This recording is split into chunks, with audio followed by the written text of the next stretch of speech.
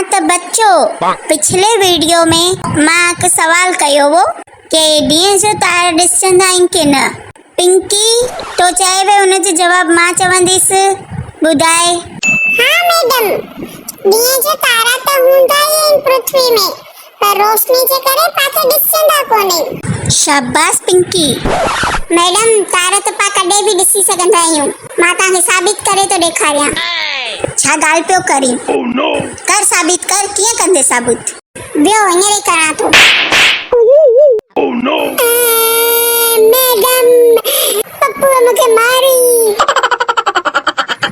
हाँ गप्पू, ॿुधाए हाणे तारा ॾिसिया तोखे?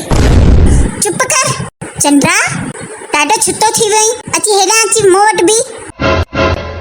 हाणे तुंहिंजी सजा इहा आहे कि हिते ई बीहंदे चुपचाप। ग्लोबल वार्मिंग जे बारे में तव्हांखे छा पतो आहे?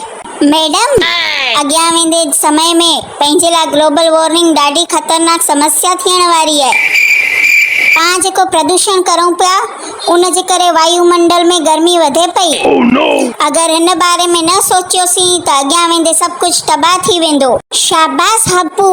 मैडम, मूंखे कुझु पुछणो आहे। वाह, लॻे तो हुनखे पढ़ाई में इंट्रेस्ट अचण लॻो आहे। हा ॿुधाए। मैडम, जे ॾींहुं सभु तबाह थी वेंदो उन ॾींहुं स्कूल अचिणो आहे की न? तूं त भाई हींअर खां ई स्कूल न अच। वञ, तूं त निकिरी वञ स्कूल मां। तोखे स्कूल में पढ़ण जी ज़रूरी कोन्हे। हली वञ हितां खां।